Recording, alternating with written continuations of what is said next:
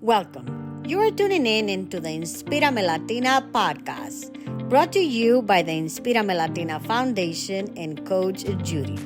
This is your portal to insightful and authentic conversation. It is a place for warrior women to empower one another, break limits, build community, and let our voices soar.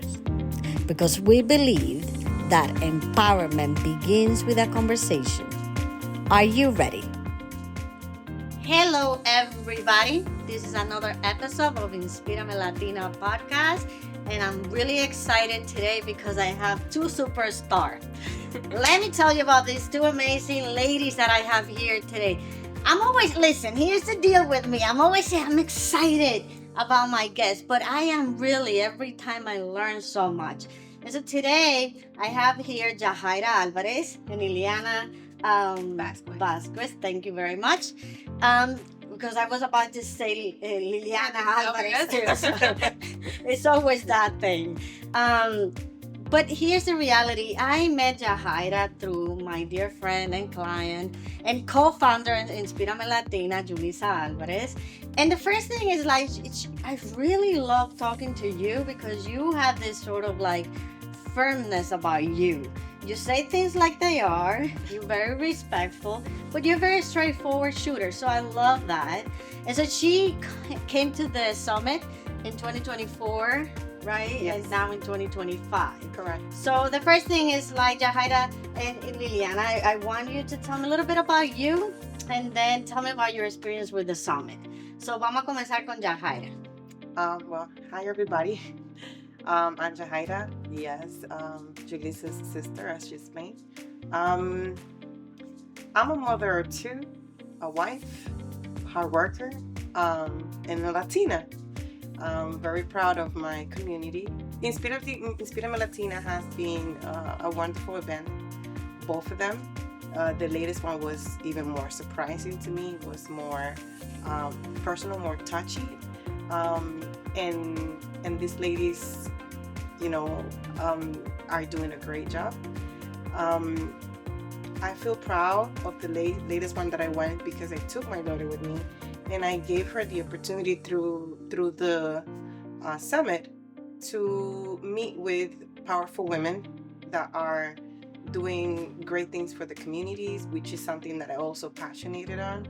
And Latina has giving me ideas on how I can contribute as well. So it was a nice, very nice experience that I will harvest going in the future. And I wanted my daughter to experience the same. That is awesome. And you know what I noticed this year? There were many, many young adults in the summit, which the first one we didn't have as many. Yeah. So before I ask you about the summit, what motivated you to bring your daughter to the summit?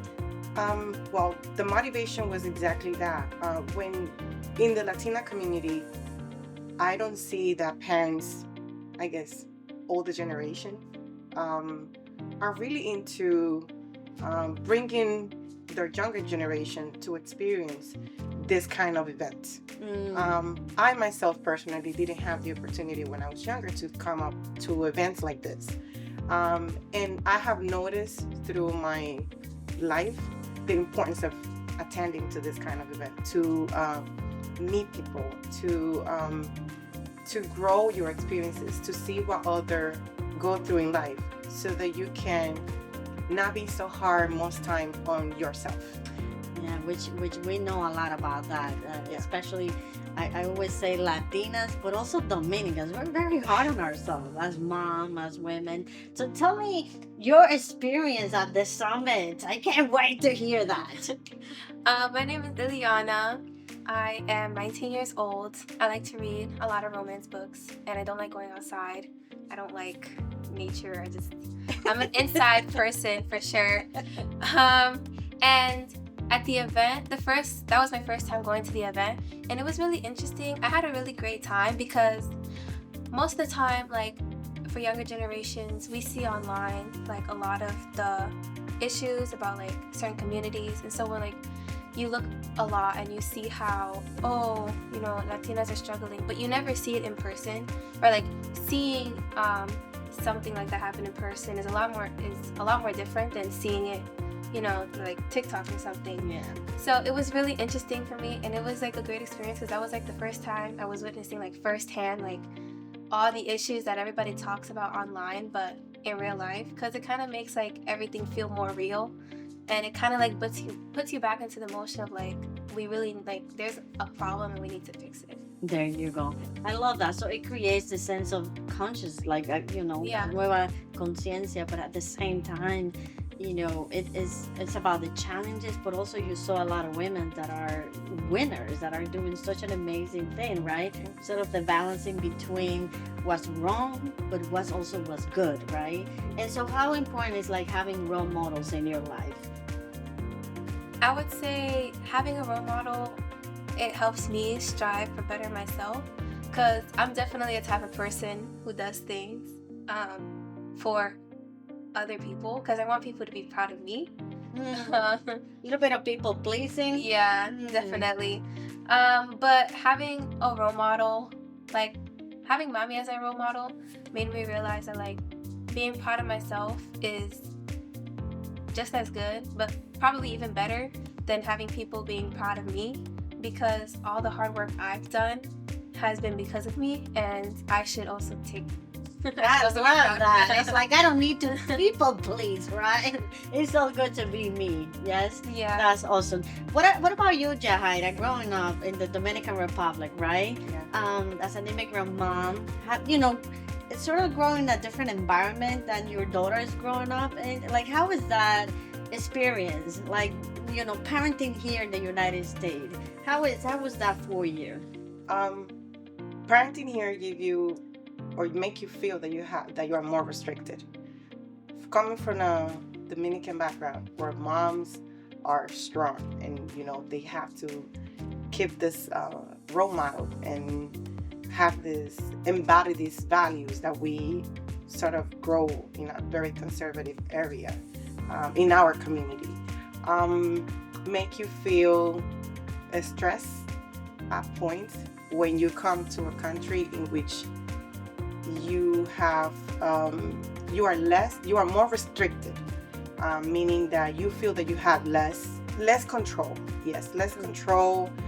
You're afraid to get in trouble because of rules that you have to learn, which usually you don't have in your country. So you feel more free as a parent in your own home, back home. But at the same time, it gave me the ability to have an open mind, like be more open, create a more communication, divert a little bit from the culture that I was raised on, meaning harvest more of a community relation between my kids. And it has given me the opportunity to have a bridge between the way I was raised and the ways I'm raising my kids. It's like having that ability to blame both sides. So pick the best out of the both worlds, Correct. right? Instead of trying to fight something, Yes. it's more like let's be smart here, okay? Exactly. let's take both things and apply the positive on both sides and then combine it together, because I feel like as a parent you have to be able to evolve. And most of the time in our culture, right, they teach us this is the way you do things, and you want to try to be able to exactly do the same thing. So I think we have to be able to adapt, and that's how I saw that connection. I took my values and I adapted to the community that I live in now to make sure that I in order to go through that adaptation, right? Because we all need, when we go into a place that is different from the place where we are come from, there's always going to be this evolving and this adaptation. Some people don't see that as something good. Like they feel like you have to lose your identity. Yes. And then we have to deal with the criticism of their own family, within our own family. So how is that for you? And do you ever feel pressure from, you know, the family around to be in a certain way? I would say yes. I've obviously, like being born in America, like being American is always going to be part of me. I'm never going to be only Dominican or only American. So I'll always have those two cultures with me. And I'm not saying that just because I was born in America. But growing up in America, you grow up in a place, you take in their values, you take in their culture, and it makes you like who you are. So growing up in America, my cultural values are going to be not insanely different, but they're not going to be, completely on par to like Dominican values, even though I was born from Dominican parents who are from the DR. Mhm. So I always do feel that pressure that like I'll never be able to be like Dominican enough to fit in with my family in DR. Like I understand Spanish perfectly, but like speaking it and writing it, Mhm. I struggle a lot with it.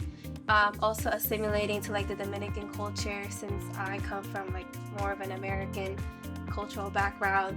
So I always feel like I'm too far away from my Dominican side, that it just makes me feel like a little isolated from my family. Which is sad in a way, Yeah. right? Because it's almost like having to question your own identity. But you want to be part of this family and you love them. Yeah. But then it's almost like not feeling accepted 100%, it sounds like. Mhm. So it's a battle? How would you describe that? I would say it's just like a constant like back and forth. You kind of like try to fit in, but like then you'll hear your family say something and then like they'll make jokes and everything, and like you'll just be there not understanding anything, and it kind of just makes you feel alone, right? Like, But then- they mock your accent. yeah, or you exactly.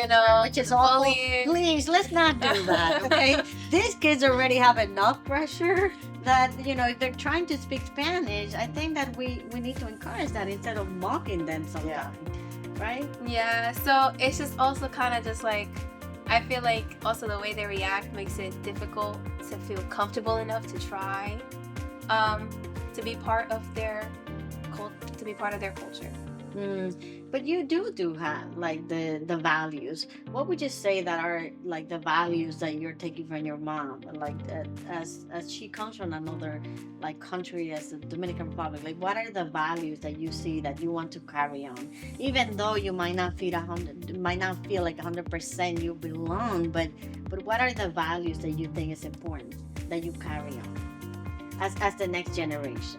I feel like one of the biggest values that a lot of people shun Dominicans for is kind of like not caring. Like we don't care about anything. Like we don't give a, like stuff like that. But I feel like that's something that's really important because I feel like the ability to just like not care about what other people think about you helps you get so much further in life. America's values are a lot more different in terms of that, and I feel like that's one of the biggest values I want to take in mommy, because when I see mommy like grow and persevere through a challenge, her biggest mentality is that, you know what, I don't care, I'm just gonna try again, I don't care what he said, I'm gonna tell him this. So that's one of the biggest values for me, because I struggle a lot with like caring about what other people say about me, and so that's like my biggest value coming from her. And Yajaira, like I love that. I guess it has to do with being an immigrant. Like like the whole point that you leave your country, you leave the people that you love, you leave the environment, the language. Like you come to a new place where everything is strange, right? Like new culture, new language. So it gets to a point where you need to be so resilient. It's like, tú sabes qué, mira, no me va a pasar ni por aquí. Yeah. Cierto? And that's what do you think it come from, that sort of ability to be resilient that way? I believe it is. When I first came here, I care as much as she cares now, right? And it hurts me because of the care and the worriness I had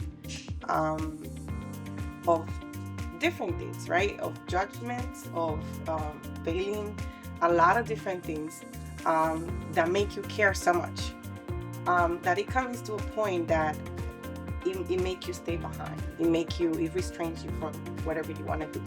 So language was a very difficult issue for me when I first came here, and the many years that, until I actually felt comfortable.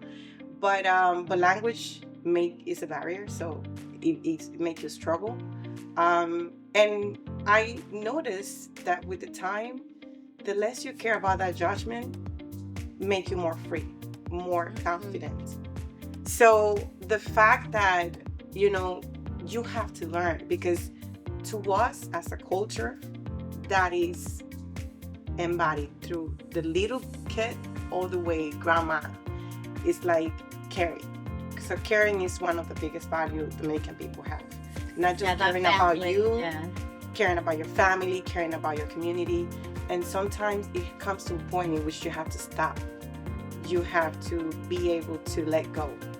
And, care up to a certain type of point. And after that, you have to care, but you have to care about yourself. And that's what I learned through my time. It's like, I love you, you are my family, but it's also the whole idea of setting boundaries. Correct. Right? Because then it gets to a point where like your family, they love you so much that it can hurt you. Because the truth is that, the criticism, I think, comes from the idea of protecting you. The protection part. Right? The protection. It's overprotection. And that's one thing that I see that as being Dominican Latina or Latina, we like to protect as much as possible the loved ones, the ones that we love the most. And sometimes until we don't understand that we have to let them fail to be able to, to come. I mean, sometimes it gets to such a point that I know about families that they don't allow their kids to go to college. Exactly. Because they have the fear. Or going... Que se van a perder, que se van a meter en droga y no sé cuántas Correct. cosas. Like going out to another school, like out-of-state schools. Out-of-state school to Latina communities is hard. Having a girl, that is going to college now, it is hard, just the fact that your child is going to go away. And all the things goes in your mind about what's going to happen. But you have to be able to retract, think about it, and then give them the opportunity. Give them the space to Give them grow. the space and the opportunity, because it's the only way they're going to be able to not mimic your personality. Be them. Yeah, and find their voice. Like in your case, it sounds like you struggle finding your voice, right? As an immigrant, Yes. with the language barrier and then the accent, and all that stuff, right? And it took me years, a lot of years. It didn't take me 2, 3, 4, 5. It took me a bachelor's degree, practically a master's degree, and then I was able to find my voice. Wow. So it took me a lot of time to understand that it's okay. I don't have to please my family. I don't have to, satisfy the other people. I have to satisfy myself. So it took me up to that point for me to see all of that. And now I'm trying to be me. And finally, right? Yes. So when you hear your mom talk about that, all the years, the sacrifices, the struggle that you went through, and maybe for you it's different. You're not having the same experience, right? You were born here, you learned the language. Do you, seeing that, does that put psychological pressure on you? Like, oh my God, they sacrifice so much, they struggle so much, I gotta do well. How is that for you as a young adult? It does. I feel like, the biggest conversation that happens with immigrant parents who talk to their kids when they're not behaving or something, I sacrificed all this, I did all this, and I did not come to this country so you could be failing That's the immigrant story. I feel They put it on you. Mira, guarda que yo vine aquí para que tú vengas a hacerme esto. Right? So I feel like that's an experience that all immigrant children have. It's the idea that your parents gave up all this, so you owe it to them to be better than them. And so I do feel pressure to try to aspire to be the daughter that my parents want me to be. And it's to tell me all the time that you're already my perfect daughter. I'm already so proud of you. But sometimes I feel like it's just not enough for all the struggles that they've been through.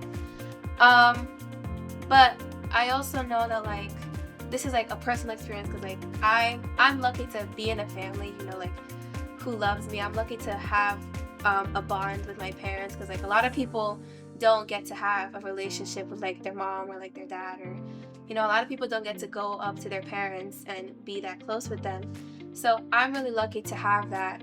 And so I know that no matter how bad I fail in life, they're always going to be proud of me. So I feel like that pressure, as I've gotten older, has kind of like disintegrated little by little. So it makes it easier for me. Because I don't think we do that on purpose, right? I don't think so. Think that when we do the immigrant story, guilt trip. Yeah. I think we do it because we're worried, really. We really worry, and the struggles that we have as parents pass through, we don't want them to go through the same thing. So again, it goes back into protecting mode. It's the protection mode we want, to a point in which we don't see when we're doing this unintentional. That we're creating that we're creating some more pressure on them. It's a survival. That's how I call it. It's a survival mode of protecting your most pressured kids. Pressured people, which are your kids, and the fact that you don't want them to go through so many struggles as you went.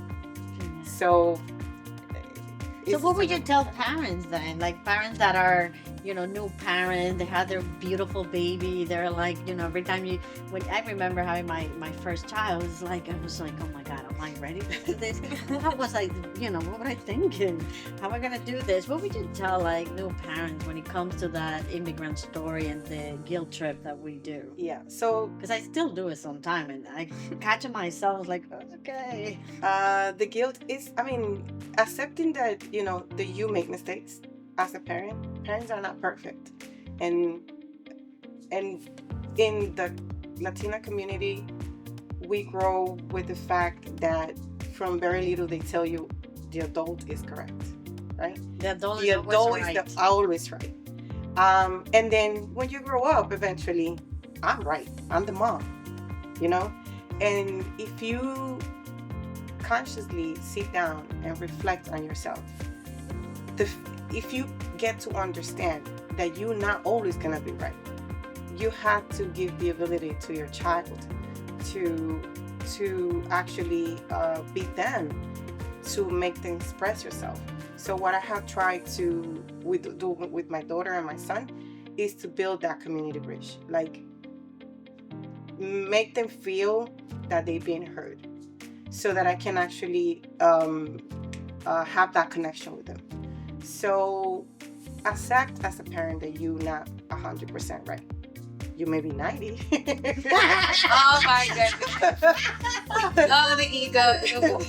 You may be 90, but not 100. So we're Dominican, that's like we can only accept to be 10% done wrong. But truly accept that you're not 100% correct, and have an open mentality to adapt, and recognize the mistakes that you made.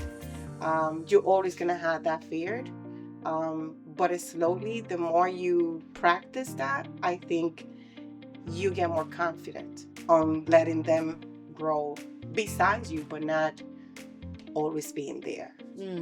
It's something that I've been trying to teach. Because then what happened is at one point they go to college. Like in DR, usually you stay home when you go to college. It's very different. But here they actually leave. Yeah. And it's like, for us, it's like the biggest thing. Like we get so afraid, oh my God, they ever gonna come back? What they're gonna do? They're gonna do what they're doing. They're not gonna have eyes on her. So I tell yeah. But it is challenging, but again, it's adaptive. You have to be able to try to way to adapt. Try to engage with the revolving society, because the problem is that the society is changing. The society we have here with the society we have there, are different. And then the society changes every single day. So you have to be able to be open-minded and to be able to try to do an adaptation, to fit in with the society. And then again, you don't have to leave your values for that. You just have to modify those values. Like find a way to teach your kid those values that you were, taught. but within the societies they live in. Yeah. So it's kind of like take a little bit for like what's best of out of the two cultures, right? Correct. So what would you tell young adults like yourself who are living in these two different worlds, really? You know, like with Dominican immigrants, parents, or just like Latinos parents, and you know they're trying to find their voice. But sometimes the parents we can be very overwhelming. As a Latina, as a Dominican, we are like, boo, we're not easy, right? It's like my way or the highway. So what would you tell young people like yourself who are trying to find their voice, who are trying to find their identity, who sometimes doesn't feel that they belong like 100%, because it is like maybe my Spanish is not the best or whatever it is. Like, what would you tell these adults, these young adults? I think what worked best for me was finding people with the same struggles and feeling more comfortable around them. It's a lot more easier to try to build your voice with support. So with my friends, I always talk to them about like how I would feel about my parents, how I feel about my mom being so like, ugh, mommy's just so annoying today. I just can't stand Over the top. Yeah. You know, and then they would respond back to like, no, honestly, same to him. Like my mom, she was going all off to me like 2 weeks ago, and it just reminds you that like these are struggles that like a lot of people go through. Like you'll be surprised how many people go through the same issue every day, and I feel like once you realize that, it won't be so difficult to just kind of just like talk about it out loud, right? Because then you'll know that like automatically people will talk about their issues because they're so similar to yours. I feel like that's the best way I was able to find my voice, just getting comfortable with people, because I used to be like super introverted, and now I feel like, you know, if I'm in a room of strangers, I'd be able to make friends like super easily. Woo. Well, this is how we end up in this conversation because we're in the summit. I just you were talking to your cousin and I was overheard the conversation. They were actually talking about the summit, how interesting it was. And I came over and I asked you, would you be okay with interviewing? And you're like, yeah, why not? So she's the one who got you into the Okay. So she's the one. You're welcome. Thank you. Yeah, but you know, I think it's important, like what you talked about, being, in order for us to open, we need to be vulnerable, right?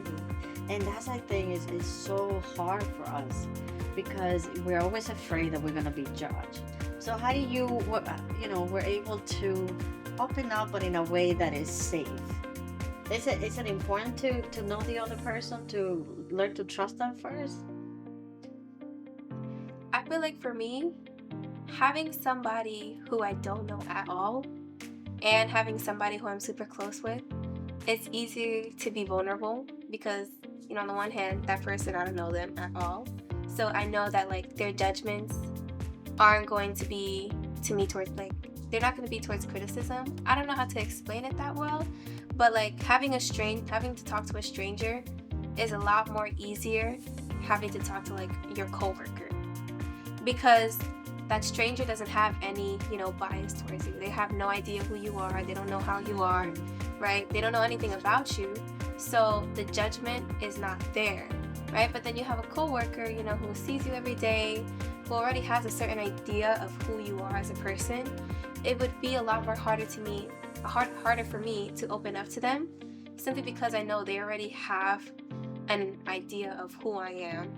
And It's like they already have a preconceived notion of who and you so are. being vulnerable to them would kind of like change that. And I think that's what makes it really difficult for people to open up.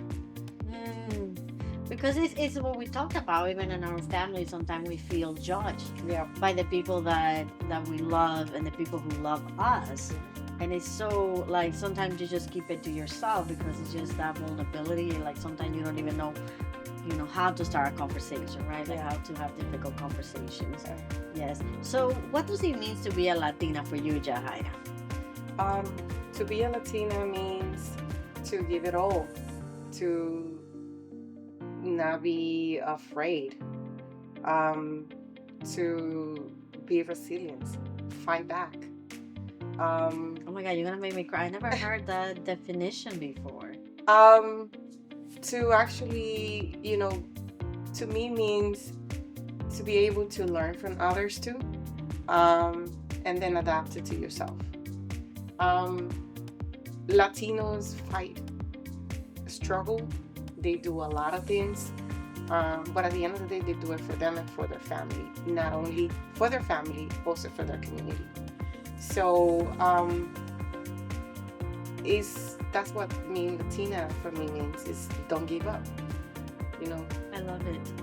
I just love it. It's just an honor to really cry, and it's not hard for me to cry, but because I think is that sometimes we get like como envuelto en una definición muy como cultural. Yeah. So sometimes we make it about the language, sometimes we make it, which is it's really not. You know, like you express it so beautifully. Thank you so much. Thank you so much. It's been, I mean, it usually, a lot of people go into the mindset of cultural changes, history, the food.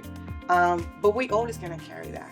We always, wherever we go, we always gonna carry that. To me, it's more to your attitude towards your desire of fighting for yourself, for others, and those around you.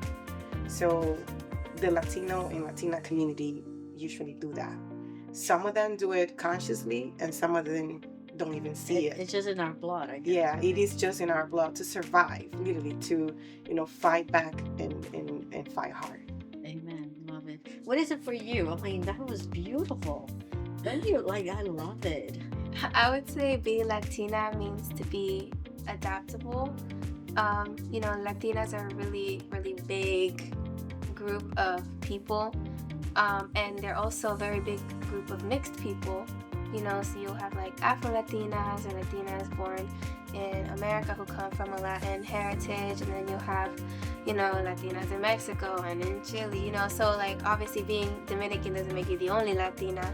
So I think adaptability is what defines Latinas, always kind of just like assimilating and changing depending on what they're doing, where they are, what they want to do, how they're gonna get there.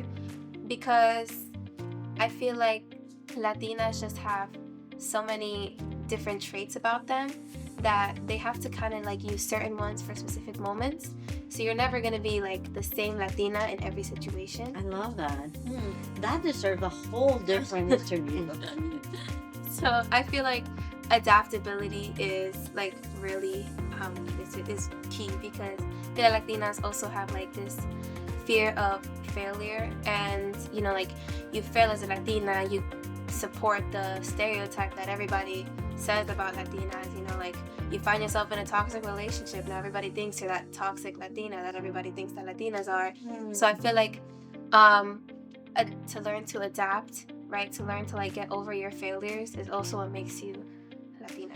So it's like that. It sounds like there is also the pressure of, like fighting the stereotype. Like I'm not that you think I am. Mm-hmm. Like don't prejudge me, right? So we feel like we need to prove ourselves all the time, and it's never sort of like enough. Like what else do I need to do? Bachelor's, master, PhD, like what, right? Yep. Yeah. Be taken seriously. Yeah. So how your generation is dealing with that? Because I know my generation, we struggle a lot. Like your mom talked about, the whole language situation, proving ourselves, working so hard to even feel worthy. So how your generation is dealing with that? Can you please tell us? Maybe you can give us like the secret formula or something. I think with my generation, obviously, like Gen Z, they're really known for like having a lot of opinions about like being really open-minded about every group, like the LGBTQ community and African Americans. And so I feel like for Latinas in my generation, I think the biggest thing to them to help them get over that is to just be successful in areas where Latinas are not successful.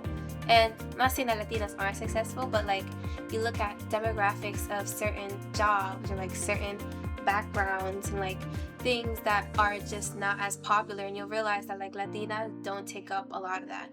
And so I feel like my generation best revolts against the stereotypes by being number one in those backgrounds. Like in your case, what is it that you want to go for in college? I want to do something in medicine, but I don't know what. I wanted to be a plastic surgeon, which is still something I want to do, but now I'm thinking about dentistry as well. And you will realize that the percentages for both occupations are really, really low for Latinas. And so, the biggest thing about representation, it's not about like the food or the language or the culture, but it's just about like you being there, right? You simply being there is a form of representation, because like people get to see that like somebody like them got to Oh my be there. God. So I don't have to like, because sometimes it's like for us, I think that there's a misunderstanding between The generations. generations, yes. Right? Sometimes we don't think that, I think that we worry so much. I'm talking for myself as a mom. Because sometimes I feel like, oh, they don't worry enough. But it sounds like you guys are pretty smart and that you got this. Like you understand the issues. I feel like there's like a big rift between like every generation has like a rift between them, every generation thinks that they're the best generation. Tell So me about it. and I feel like that's kind of like what gets in like the headset, also like what makes parenting like so difficult for parents, because like they always think that like they know better, right? Like I know I'm gonna go through everything that you're gonna go through, so I know better, so I know what you should not do. But I feel like nowadays the problem is that parents don't take the time to understand and to assimilate themselves with the younger generation, right?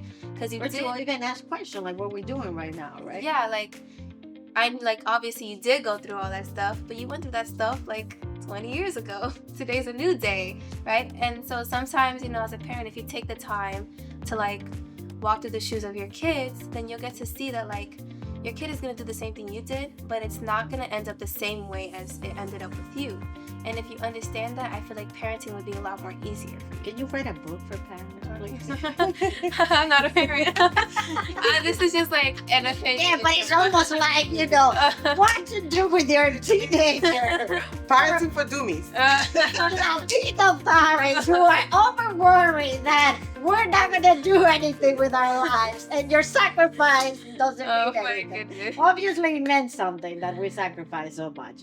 I think that, Yajaira, you're doing a great job. You did a great job with your daughter. Thank you. Talking to you, young lady, is really like, it's been exciting. And I think that we need to hear that, because we do over worry a lot for our kids. Are they going to lose their value? What's going to happen to our culture? Are they going to carry over? Like, we worry so much about things that hasn't happened yet. Mhm. Right? I think we need to just relax, like breathe, right? Like, ooh, we're good. we got this. We got the baton, yes? Yes. Thank you. Made me feel so much better. Yajaira, what do you think? How do we bridge the gap between generations? Again, as I said in the beginning, it's about adapting. It's taking the time and look at your kid, but then also make it believe that you are that kid.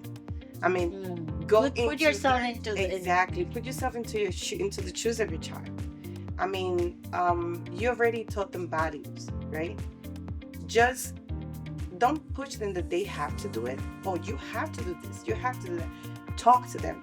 Understand why they want to do certain things that maybe you don't feel, you don't feel like that should be good. And then what happens is that we say no, but we don't say why. No. And this is what I've been trying to do all of this time with them, is listen to their concern. What is it?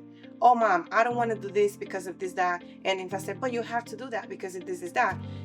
My job, I feel this is what we are falling behind in, is explaining why we believe that this is the correct way for them to do. Yeah. And then says, now you tell me why you don't. And then understand why. So instead of lecturing our kids, Yeah. right, it's asking questions. It's giving them explaining ourselves. exactly. My career as a senior analyst, I'm used to give a point, but then prove my point. So I've been applying that to my kids since I they love little. that. Oyeron, papá, para que no dejen de estar ahí struggling, eso no es Yeah, necesario. it's like give a point. You have to give your point of why you believe your child, hey, you have to go this way. This is how you should do things. But then prove your point of why. And then ask the child for feedback. Yeah, and right? then ask your child. Because, talking to your daughter, Ileana, it's like so refreshing because I think that we're not taking the time to talk to them. Yeah. Because you are so smart. You know what I mean? And it sounds like it's not just you. It sounds like that we shouldn't worry so much about, because sometimes it's like, because we're very loud, Yeah. right? And then our kids, some of our kids are a little not so loud, right? They're a little more like sort of calm. Because of that, sometimes we worry, like, are they okay? Like they're not talking, like they're in the room, like they're what's going on. But if you have a child who doesn't feel like, in their own family, like extended family, how they call it here, for us it's just family, they're not accepted 100%. It's always gonna be that little sort of like disconnect. But they're watching, they're observing, they're smart, Yeah. right? And I think we need to trust you guys a little more. I think we should. And the only way you are going to be able to understand it is by getting that why from them. For example, if I ask my daughter, hey, I don't want you to do this for this reason. And then she says, Mom, but I want to do it. I feel like I want to do it. Then my immediate response is, explain me why. Why do you need to do it? When we then put them on that critical thought, we might be able to either make them understand at some points by their own point of view when they're trying to explain it to us that they are incorrect, or maybe they can prove to us that we are incorrect. Mm-hmm. And at that point you recognize, she's right. Why shouldn't I give him the And then not be so proud, right? Yes. Don't be so proud, and then just recognize, you know what, I was wrong. Yeah, I was wrong. And then, it comes to a point you says, okay, fine, you can do that. Because I don't think my mother ever said that she was wrong. It was like, I don't think if you my mom- continue doing that, me voy por esa puerta, no me vuelve a ver más. Yeah. It was like that was the phrase of Yes, the day. yes. Right? Yes. But I think that's why gonna make us, short that gap between the generations Yeah. among our kids and us. Well, I have learned a lot today. I wanted to say thank you, ladies, for your time. It's been a blast. I laugh. I learned, but it just like made me reflect that maybe we need to engage more in this type of conversation to ask our kids really what they're thinking, how do they see this, issues that we worry about, and then your insight, Ileana, made me feel so much better. It's like, and one of the things you said, Yajaira, I think is so important. You say, we already taught them the values. Yeah. It's almost like now we need to trust them that they're going to carry That's those what values carries. instead of worrying so much, right? Yep. So to close for today, is there anything, what are the like say something quick, what's the 3 things you admire most about your mom? And what do you admire about your child? I admire that mommy's really funny, that she's extremely hardworking, and that she always sees the best in me. Oh, I love that. And you, what do you admire about Ileana? Her kindness. She's very kind, passionate. When she actually, get into something, she does it with passion. And I have always told her, whatever you do, you have to put passion and love. If you really, really love what you are planning to do, then go for it with no fear. Because fear comes in our blood. And That's survival. it is the survival mode that we get. And some of us do not overcome it. Some of us do overcome it. And some of us fight all the time for life to overcome it. And sometimes, we go back and forth. But it's okay. That's what we need to teach our kids. It's okay to feel the fear, and it is okay to fail as long as you stand up again and go and fight back. So And that fit right back with the definition of what it means to be a Latina for you. It's that sense of resilience, right? That sense of flexibility, adaptability that you talked about. I love that. I learned so much about different ways of explaining our identity. Because sometimes some people struggle to explain who they are. And so you made it very crystal clear. It's about adaptability, evolving. It's about flexibility. It's about not giving up. Correct. So thank you so very much. Thank you. How was this experience so far? How we like it? Amazing. I loved it. I loved it. Thank you so much. And for you, please share with your friends, with your family, share with your teenage kids. And let's start this conversation. I know sometimes this conversation can be challenging, but we need to start somewhere. And I think at the beginning it was a little like bumpy, and then we got into it and it was good. We're having a good time. So it can be the same for you. We don't have to worry so much. Let's relax a little more. Let's trust them more. Thank you so much. That's what I get out of this. Is like, okay, but we're not doomed. Like, we have hope. These kids, we taught them value, and they're gonna carry over, right? So thank you so much, and tune in for our next Inspírame Latina podcast. And thank you everybody for being here with us. And again, share with your friends, family, with everybody. Take care. Bye-bye. Bye. Thank you so much for listening. We are so excited that we share another episode of the Inspírame Latina podcast, brought to you by the Inspírame Latina Foundation and Coach Judy. Please remember to subscribe and click the bell so that you get notified for our next episode. But most importantly, please share the link with friends and family. We must continue empowering one another, and empowerment begins with a conversation. I'll see you next time. God bless you.